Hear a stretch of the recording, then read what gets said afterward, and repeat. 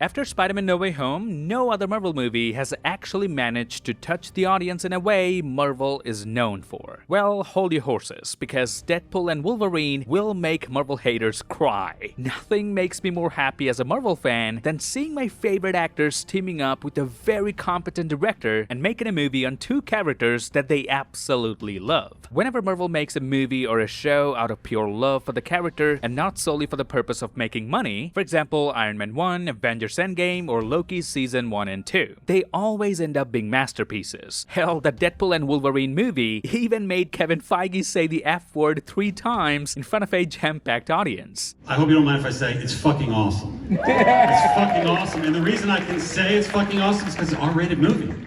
It's an R-rated movie.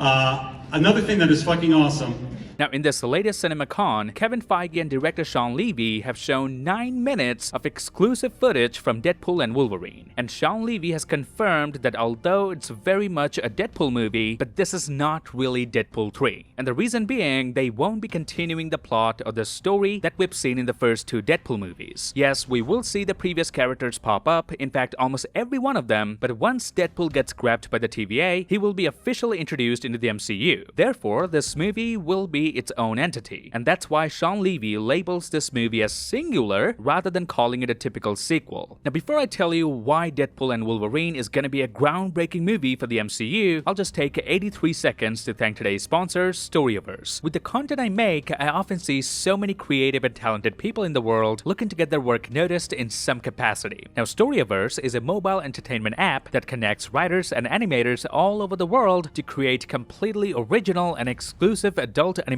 short stories in a new read-watching format. Meaning, as you read through this story, you are completely immersed with a blend of text, full animation, dialogue, music, and sound effects. Every story is a showcase of distinctive voices and visuals, ensuring each story is unique and expresses a wide range of animation styles and techniques. Think of it as an evolution of comics or graphic novels. Now, I checked out the story The Vessel on Storyverse, which was a space sci-fi tale. I really enjoyed how the accompanying footage sets the scene as a jumping-off point for your imagination as you're reading along, and helps break up the narration. Now, each story is uniquely distinct in different animator styles, between 2D, 3D, hand-drawn imagery, anime, and more. Now, whether you're a fan of action, horror, romance, or comedy, there is so much more to discover on Storyverse over so many different genres. So if you're looking to enjoy mature and edgy stories with more complex themes and character development, you should definitely check out Storyverse. Click the link in the description. It's free to download on iOS and Android devices. And follow Storyverse on Instagram and TikTok for exclusive trailers and behind-the-scenes content. Alright, so let me now tell you what exactly was shown in those 9 minutes of exclusive footage straight from the movie. Captain America the Winter Soldier's music is playing in the background. Wade Wilson sells used cars and is sitting on the back seat between 2 kids of a car that he's trying to sell. He curses about the car while describing it and jokes that he doesn't have a lot of vaginal sex. This absolutely offends the family of 4. Then we see Rob Delaney reprising his role as Peter and is talking to Wade in the locker room. Peter suggests that Wade should go back to being a superhero, but Wade says, "I'm done and I'm fine with being done." Although he does admit, is this the life I always imagined for myself?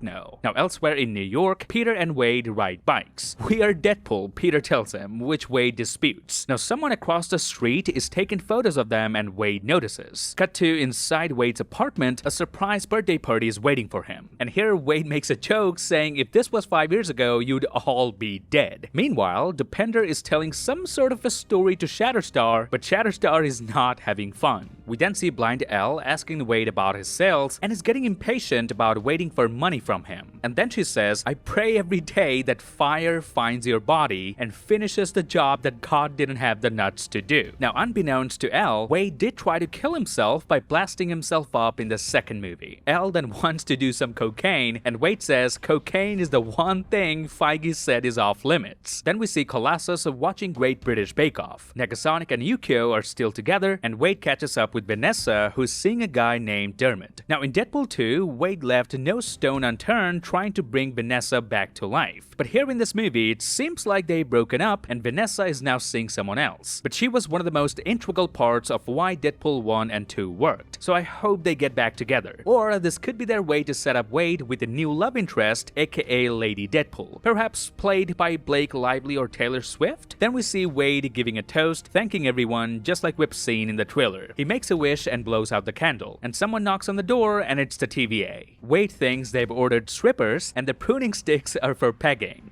Pegging isn't new for me, friendo, but it is for Disney. Wade then wakes up to Paradox sitting across from him. Now, Paradox is a presiding judge in the comics, and he has two other colleagues who you probably heard about, and they are Mr. Mobius and Mr. Ouroboros in the comics. Now, Paradox says we're in charge of defending what's known as the sacred timeline. And as he was about to explain more, Wade interrupts him and says, "That's a shit ton of exposition for a threequel. Is this because I used Cable's time device?" So Wade is acknowledging that it's a lot of information to digest at one go, and even references the events of Deadpool 2, where he used Cable's time device to change the course of history. Paradox tells him that yes, we are aware of it, but that's not the reason he was brought here. Paradox claims Wade can save the entire sacred timeline. As he says, we're really a watchdog organization. We're in charge of defending the sacred timeline, and you have been chosen for a higher purpose, one that could save the entire sacred timeline. Wade then replies, "I suppose I'm going to marvel at how cinematic it is, with a load of indiscriminate gratuitous cameos?" Paradox then shows footage of Captain America on the screens, and Wade salutes him. And a footage from Thor 2 where Loki's dying, but instead of Loki, we see Deadpool dying in Thor's arms. And Paradox tells him that this happens in the distant future. And this immediately shocks Wade. Now I wonder, how did our Deadpool end up with Thor? Is it possible that Noob Master from Avengers Endgame is actually Wade Wilson? And that's why Thor is crying over his body? Let me know your thoughts. Wade then proceeds to say this epic dialogue. I'm the Messiah. I am